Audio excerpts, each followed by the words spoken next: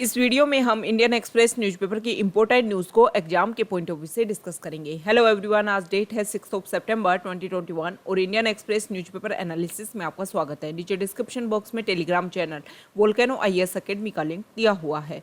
First important news है para Olympics game को लेकर के, और हमारे इंडिया ने इसमें 24 रैंक हासिल की है 19 मेडल के साथ में।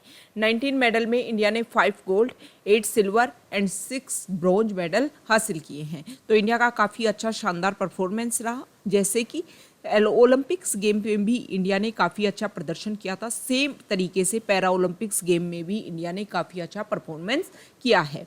पैरा ओलंपिक्स गेम में जिस सबसे जो टॉप पर रहा उसका नाम है चाइना कंट्री, और ओलंपिक्स गेम में जो सबसे टॉप पर रहा था उसका नाम था यूएसए कंट्री। ये आपको ध्यान में रखना है। इंडिया की रैंक ध्यान में रखनी है, कितने मेडल इंडिया ने गेन किए ये आपको ध्यान में रखना है। अब आपके लिए इंपॉर्टेंट हो जाता है कि जितने भी प्लेयर्स जिन्होंने मेडल हासिल किए हैं उनके नाम आपको ध्यान होने चाहिए, क्योंकि एग्जाम में क्वेश्चन पूछ लिया जाएगा प्लेयर का नाम दे करके। एसएससी अदर जो एग्जाम्स हैं उनमें प्लेयर का नाम दे दिया जाएगा, पूछ लिया जाएगा, या फिर स्टेट पीसीएस के जो एग्जाम होते हैं उनमें भी स्पोर्ट्स रिलेटेड काफ़ी न्यूज़ आती हैं। पूछ लिया जाएगा प्लेयर का नाम दे करके कि ये प्लेयर कौन से गेम से रिलेटेड है, ये आपको याद रखना है। अगर पैरा ओलंपिक्स गेम की हिस्ट्री की हम बात करें तो सबसे पहले 1960 में ये स्टार्ट हुए थे और इंडिया ने 1968 में इसमें पार्टिसिपेशन करना स्टार्ट किया था। ये 16th एडिशन था पैरा ओलंपिक्स गेम का। टोक्यो में हुआ, ये आपको ध्यान में है।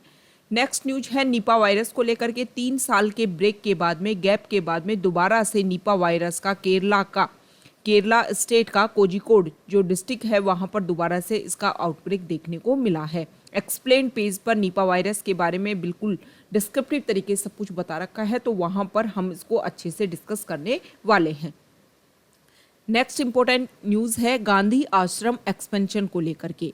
अहमदाबाद में साबरमती के किनारे पर जो गांधी आश्रम है उसके एक्सपेंशन की बात चल रही है। इसमें काम भी स्टार्ट हो गया है, बहुत सारे रेजिडेंट्स हैं जिनको रिलोकेट करने की इस कार्यवाही स्टार्ट हो गई है। देखो सेम उसी तरीके से जैसे अभी की प्रेजेंट टाइम में जो जलियांवाला मेमोरियल है उसका इनॉग्रेशन किया गया, तो बहुत सारे एक्टिविस्ट, बहुत सारे हिस्टोरियंस इसका विरोध कर रहे हैं कि जो हमारी हिस्ट्री है, आर्ट एंड कल्चर है, उसको ख़त्म करने की कोशिश की जा रही है।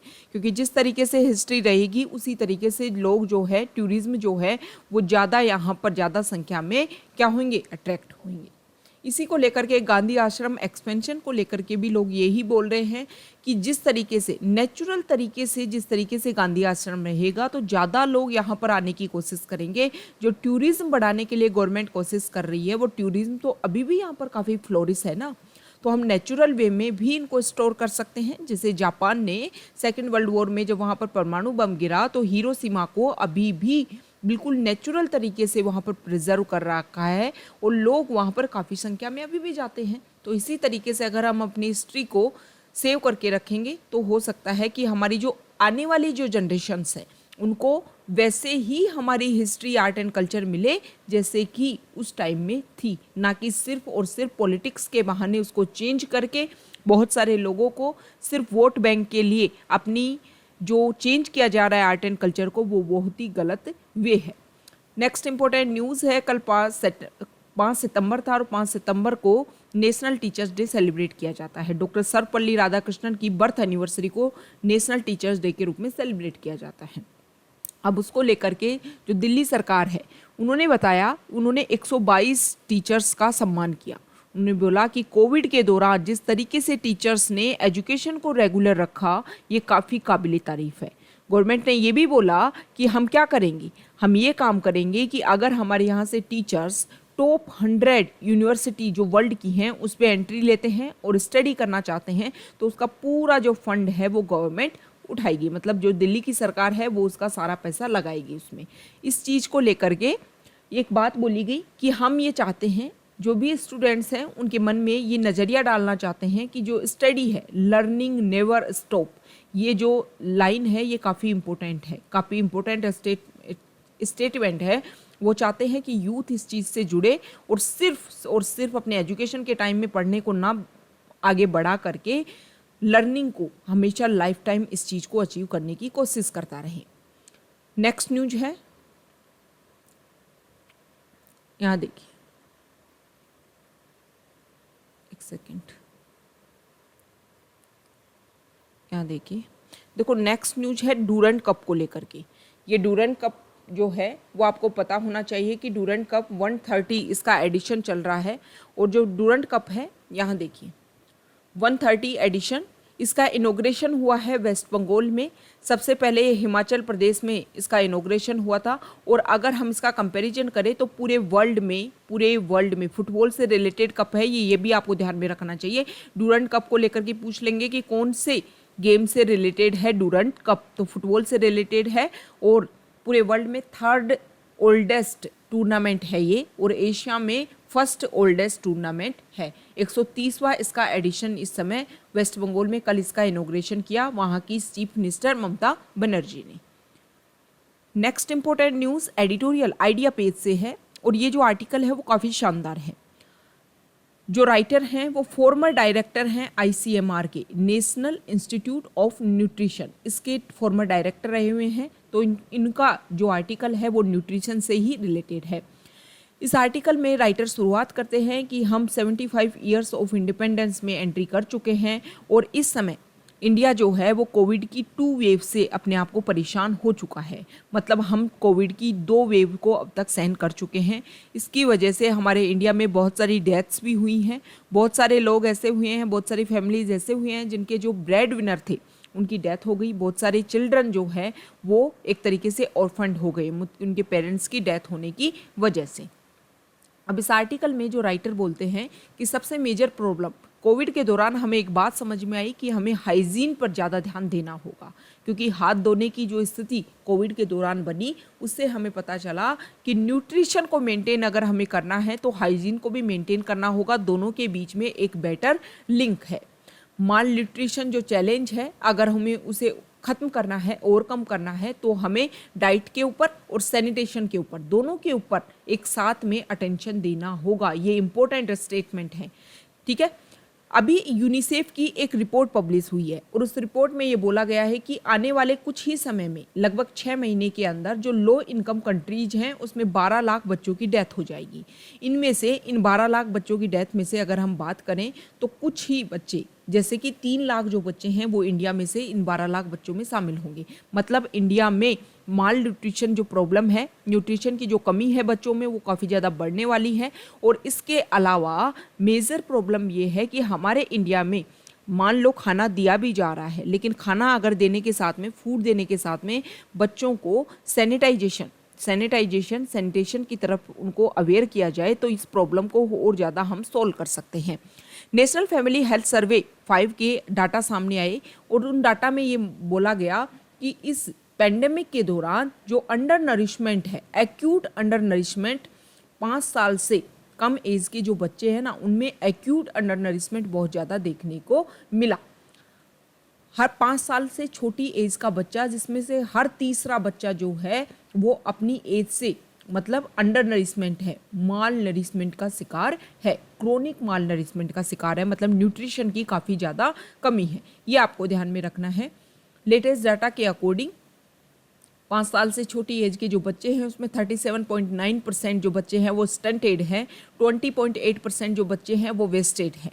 और अगर पूरे वर्ल्ड में हम इसका कंपैरिजन करें तो 25% of children suffering from stunting and 8.9% suffering from wasted. Okay, इस आर्टिकल में लास्ट में राइटर यही बोलते हैं कंप्लीटली वॉश एक इनिशिएटिव है। वॉश में वाटर, सैनिटेशन एंड हाइजीन तीनों के ऊपर ध्यान दिया जा रहा है।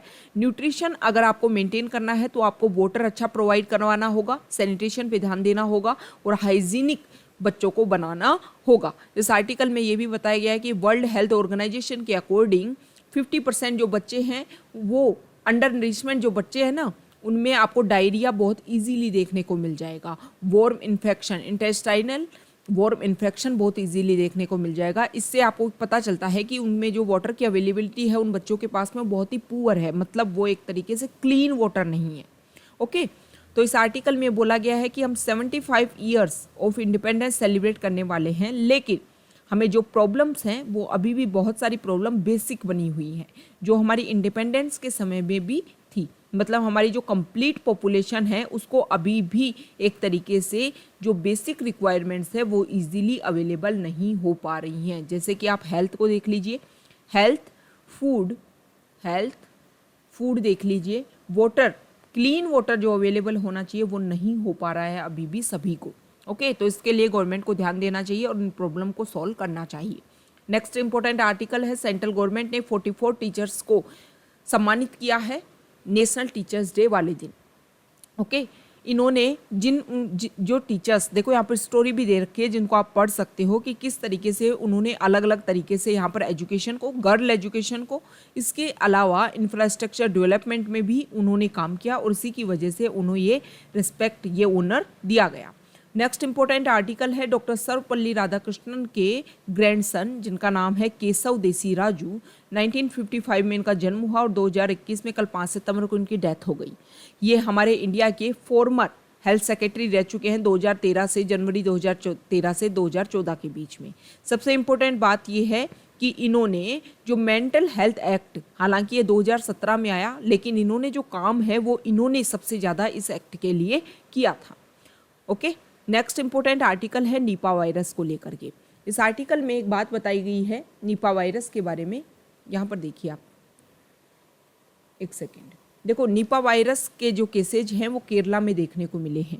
केरला में वैसे ही कोविड के केसेस बहुत ज़्यादा आ रहे हैं अब थर्ड वेव के दौरान, और निपा ने भी साथ में जो सिमिलर तरीके से, पैरेलल तरीके से वहाँ पर आउटब्रेक किया है, तो केरला के लिए काफ़ी बड़ी परेशानी होने वाली है। अब निपा वायरस है क्या? देखो, सबसे पहले मलेशिया में 1998 में और सिंगापुर में 1999 में इस तरीके का वायरस का आउटब्रेक देखने को मिला। जब स्टडी की गई तो ये माना गया कि ये तो बिल्कुल नए तरीके का कोई वायरस है। इसको फर्स्ट आइडेंटिफाइड किया गया था 1998 से 1999 के बीच में, और उसके बाद में इसके मल्टीपल आउटब्रेक देखने को मिले, लेकिन ज़्यादातर जो इसके आउटब्रेक हैं वो साउथ और साउथ ईस्ट एशियन कंट्रीज़ में ही देखने को मिले। बांग्लादेश में इसका जो आउटब्रेक देखने को मिला 2001 से पहली बार, उसके बाद में लगभग 10 बार अभी तक देखने को मिल चुका है। वेस्ट बंगाल में इसका आउटब्रेक 2001 में, और 2007 में केरला में इसके बहुत सारे केसेज आए थे। उसके बाद में अगर हम देखें तो 2018 में केरला की इसकी दोबारा से केसेज सामने आई। मतलब वेस्ट बंगाल में 2001 और 2007 में, और केरला में 2018 में। अभी स्प्रेड कैसे होता है, सबसे पहले आपको एक इम्पोर्टेंट लाइन इसके बारे में ध्यान रखनी है। प्रीलिम्स में क्वेश्चन आ सकता है, निपा वायरस को लेकर के 3-4 स्टेटमेंट दे देंगे और आपको पूछ लेंगे कि कौन सी बात सही है। ये एक जूनोटिक वायरस है, मतलब ये एनिमल से ह्यूमन बींग्स में भी ट्रांसफ़र हो जाता है। अब ये ट्रांसमिशन कैसे होता है, या तो आप किसी कंटेमिनेटेड फूड को खाओ, या फिर जैसे मतलब ये जो वायरस है इनकी वजह से कोई एनिमल इन्फेक्टेड है, उस एनिमल के सलाइवा की वजह से कोई फ्रूट्स इन्फेक्टेड हो जाता है, उस फ्रूट्स को अगर ह्यूमन कंज्यूम कर लेते हैं तो ये ह्यूमन में इस तरीके से ट्रांसफ़र हो जाता है। ओके, देखो कोविड में हमने देखा कि वो ह्यूमन टू ह्यूमन ट्रांसफ़र होता है, ह्यूमन टू ह्यूमन ट्रांसफ़र होता है, वो बहुत ही तेज़ गति से ट्रांसफ़र होता है। हालांकि जो निपा वायरस है उसमें भी कुछ रिसर्च में सामने आया कि मान लो निपा वायरस से कोई इन्फेक्टेड पर्सन है और निपा वायरस के इन्फेक्टेड पर्सन के पास में अदर पर्सन अगर रहते हैं तो इनकी जो भी ड्रॉपलेट्स हैं उनकी वजह से अदर पर्सन भी इन्फेक्टेड हो सकता है।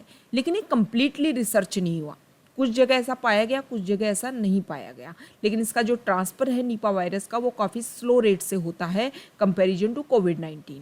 ओके, अब केरला जो है उसने पहले किस तरीके से हैंडल किया था, तो पहले ज़्यादा कुछ ऐसा नहीं था, कोई पास्ट इसका एक्सपीरियंस नहीं है केरला के पास में कि उन्होंने बहुत ही शानदार तरीके से निपा वायरस को क्या किया था, हैंडल किया था।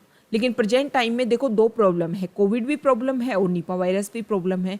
केरला ये कोशिश कर रही है कि जिस एरिया में ये केसेस देखने को मिले, जिस हॉस्पिटल में वो जो 12 ईयर ओल्ड चाइल्ड एडमिट था, उस एरिया को बिल्कुल एक तरीके से क्लोज कर दिया गया है, बैन कर दिया गया है।